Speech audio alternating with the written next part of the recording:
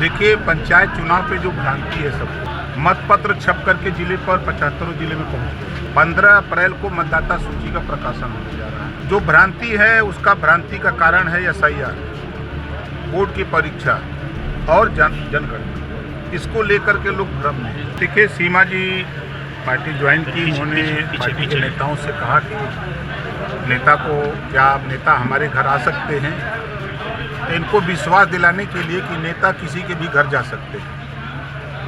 तो उसी कड़ी में हम लोग टी पार्टी में आए हैं चाय पीने के लिए।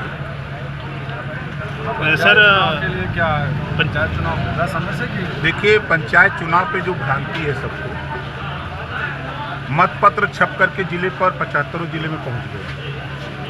15 अप्रैल को मतदाता सूची का प्रकाशन होने जा रहा है।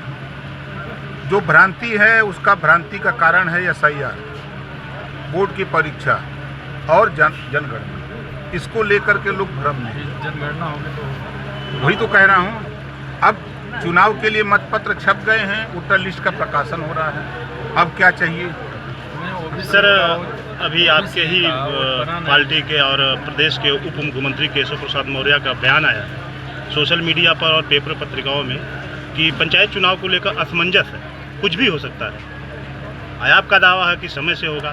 भाई, जो मुझे भ्रम में लोग पड़े, जो जानकारी है हमको, हम वही बता रहे हैं। एक चीज़ ये है कि जो जन प्रमाण पत्र पत्र जो ब्लॉक गाँव में सचिवालय बनाया गया, वहाँ से जन्म और मृत्यु प्रमाण पत्र के लिए 6-6 महीना लोगों को ब्लॉक से लेकर के तहसील तक दौड़ना पड़ रहा है। इस पर आप देखिए, गांव में पंचायत सहायक हमारा नहीं, आप वहाँ पंजीयन करा दीजिए।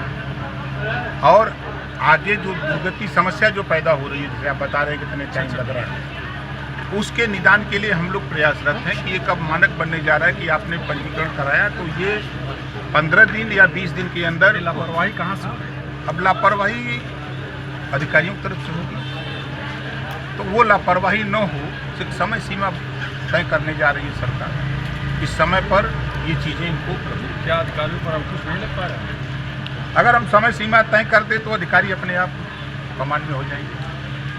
सर, पंचायती राज के मंत्री आप हैं, कैबिनेट, आपके विभाग द्वारा सरकार द्वारा कौन कौन सी योजनाएं आम जनमानस को चलाई जा रही है? आम जनमानस के लिए सबसे पहले तो आप ये समझ लीजिए कि डिजिटल लाइब्रेरी 57,691 गाँव में बनाने की योजना 12,000 पहले चरण में होने जा रहा है।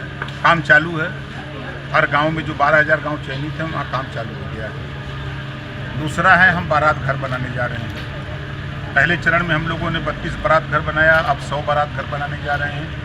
इसी गर्मी के पहले, मतलब जून के पहले ये काम पूरा हो जाना है।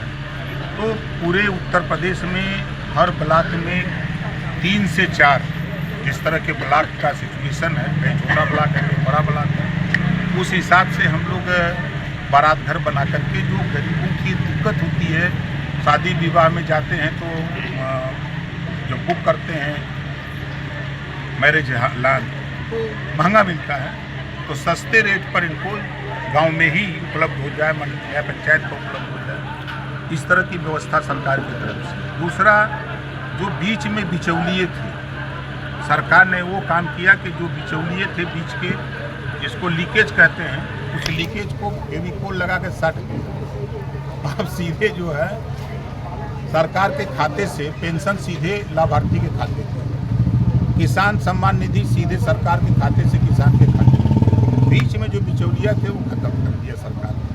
प्रदेश में जो दंगे होते थे उस पर सरकार ने अंकुश लगा दिया। अब प्रदेश में कानून का राज।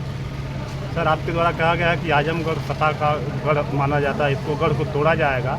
सत्ता कहती है गढ़ टूटने वाला नहीं है, कैसे तोड़ेंगे? देखिए, अभी तो 22 तारीख की खबर आपको होगी। महसूस किया होगा कि वो लोग समाजवादी पार्टी के लोग नहीं थे जो आए थे, इसी आजमगढ़ से थे, 10 विधानसभा से। एक शुरुआत हमने किया और आपको ज़्यादा नहीं, 2 महीने के बाद आप खुद महसूस करने लगेंगे कि नहीं, जो ओम प्रकाश राजभर कहे वो सही कर रहे हैं। सर, शिक्षा के लिए लाइब्रेरी तो खुले, लेकिन सर शिक्षक जो है विद्यालय समय से नहीं कहीं पहुँचते हैं। अब देखा, कुल बीमारी 1 दिन में नहीं ठीक हुई।